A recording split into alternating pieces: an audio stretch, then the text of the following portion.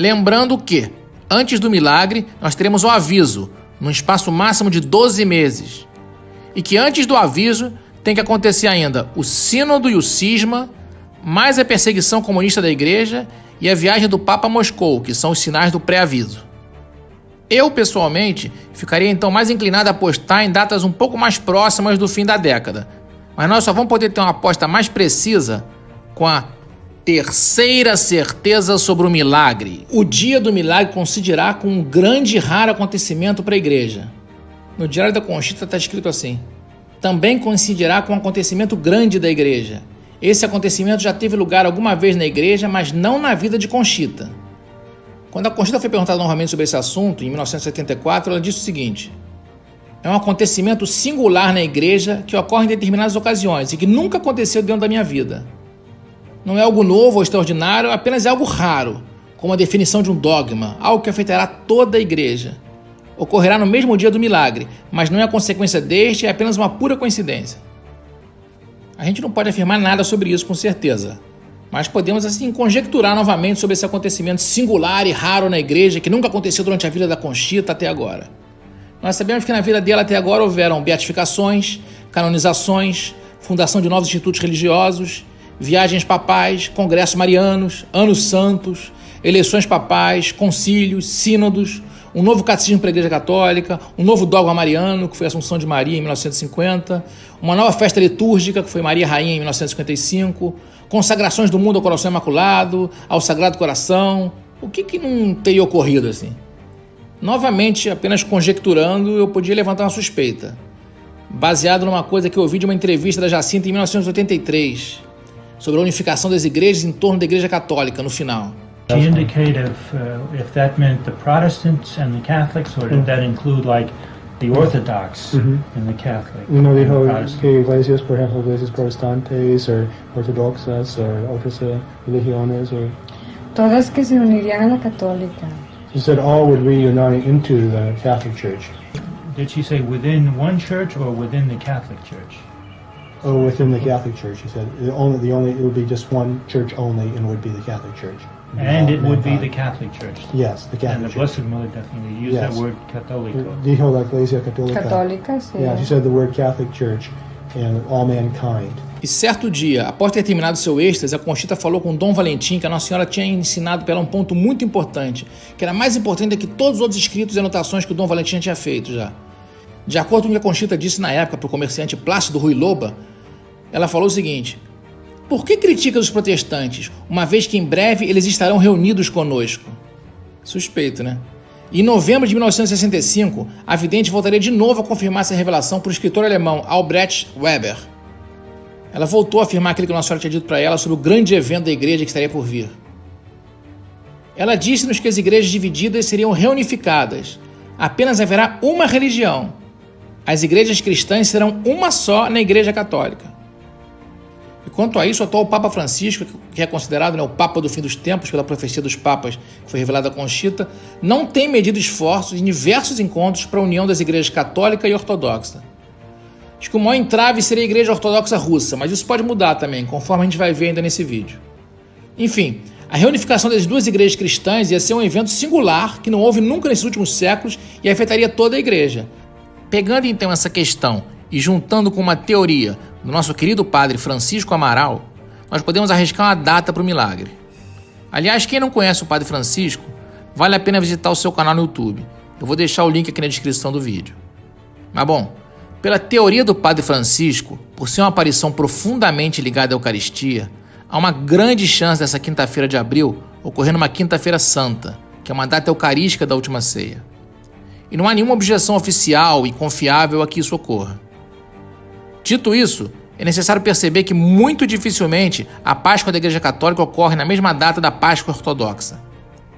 Mas isso ocorrerá nessa nossa década apenas 2 vezes. Mas só numa delas é que atenderia aos critérios da data prevista para o milagre. Vamos revisar quais são os critérios? Ser um evento raro que nunca ocorreu na vida da Conchita, numa quinta-feira que cai em abril, entre os dias 10 e 16, no dia de um dos santos mártires da Eucaristia. Tá curioso para saber que dia que vai ser? Isso aí vai ocorrer no dia 13 de abril de 2028. Essa seria então uma data provável para ocorrer o milagre, 13 de abril de 2028. E nessa celebração conjunta da Páscoa entre os patriarcas das duas igrejas, podia inclusive ficar estabelecida a unificação dessa data pascal para sempre. Isso seria um grande passo para uma reconciliação total com os nossos irmãos ortodoxos, como nós vamos ver mais à frente em outra certeza aqui. Assiste até o final, porque agora nós vamos ver a quarta certeza sobre o milagre. Ocorrerá apenas em Los Pinos, mas poderá ser filmado e fotografado. Uma vez a Santíssima Virgem, se referindo a Los Pinos, disse: Deus ama muito este lugar, aqui é um solo sagrado. E é interessante você notar que a origem desses pinheiros, que é esses Los Pinos, como tudo em Garabandal, também tem ligação com a Eucaristia. Foi o avô da Conchita, o senhor Serafim, quando era jovem ainda, quando ele era prefeito de Garabandal, que teve a ideia, em comemoração a uma primeira comunhão de algumas crianças lá da vila, de plantar um pinheiro para cada uma delas, lá em cima na colina próxima da aldeia, como um símbolo das suas vidas, um agradecimento a Deus. Daqueles que foram plantados, 9 sobreviveram e viraram árvores enormes, sendo mais tarde, inclusive, o palco principal das aparições de Nossa Senhora e do Arcanjo Miguel. Hoje, após a queda de um raio, restam apenas 8 árvores, mas é um local sagrado, é o local das aparições e tem uma origem muito ligada à Eucaristia. É interessante também notar que essa colina das aparições, onde se situam os pinheiros e vai ocorrer o milagre, tem exatamente a mesma altura do Monte do Calvário, onde Jesus foi crucificado, 738 metros. Nós sabemos que para Jesus não existe coincidência. Portanto, ao contrário do aviso que será visto por todo mundo, o milagre só vai ser visto por aqueles que estiverem no local e nas montanhas próximas, conforme a Conchita nos falou nessa entrevista. Es que el milagro ocurrirá en mi pueblo, que todo ha de pasar en mi pueblo. ¿En Garabandal? Sí, todos los que estén alrededor de ese pueblo lo presenciarán. E mais adiante, na mesma entrevista, ela especifica que será no Monte dos Pinheiros, Los Pinos, onde aparecerá a Virgem. ¿Dónde? En los pinos, en la colina. Sí, en el campo. Veíamos allí a la Santísima Virgen. Mas, por outro lado, poderá ser fotografado e filmado, ou seja, pode ser transmitido de lá para o mundo inteiro, conforme podemos confirmar nessa entrevista da Maria Saraco. Well, the miracle can be filmed, photographed and televised. Mas quais vão ser as graças que vão alcançar aqueles que estiverem no local no momento do milagre? Isso é explicado agora na nossa quinta certeza sobre o milagre. Todos os doentes que estiverem lá serão curados e todos os não crentes serão convertidos. Em diversas entrevistas, a Conchita nos conta que todos os presentes no dia do milagre vão ser curados de suas doenças e todos os não crentes vão ser convertidos. Nessa entrevista de 73, por exemplo, o médico questiona ela sobre se tem limite para o tipo de doença que possa ser curada, mas a Conchita explica que Deus não vai fazer nenhuma distinção. The sick will be cured. What about the very sick? She did not specify. She said the sick will be cured. Nessa outra entrevista de 75, o mesmo médico, Dr. Domingues, outra vez questiona a Conchita sobre que doenças vão ser curadas e ela novamente diz que Deus não fará exceção nenhuma. Que los enfermos que vengan se curarán, sea cual enfermedad que sea cual religión que sea, pero tienen que estar allí. O sea que no hizo excepciones en los enfermos de cáncer o de parálisis, o si está ciego o si está sordo. No, no hizo ninguna excepción. Ninguna excepción. Los enfermos sanarán. Sanarán. Los enfermos que estén ahí se curarán. Sí, y los que no crean, creerán.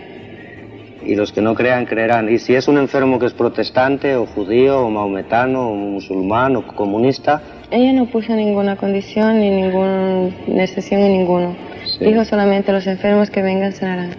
¿Y el milagro quién lo verá? ¿Los católicos que estén ahí? Todas las personas que vayan al pueblo. Todas las personas, sí. De cualquier religión también, o de cualquier nacionalidad. Es igual. ¿Ella hizo alguna vez alguna excepción No, o nunca. iban sus palabras dirigidas a alguien? No, al mundo entero. Al mundo entero. Sí. É importante destacar também que, embora a Conchita frise que todos aqueles que estiverem presentes no local do milagre vão se converter, o objetivo real do milagre é a conversão do mundo inteiro, não só daqueles que estiverem no local, para que as pessoas se voltem para Deus e se preocupem mais em amá-lo e em fazer a sua vontade.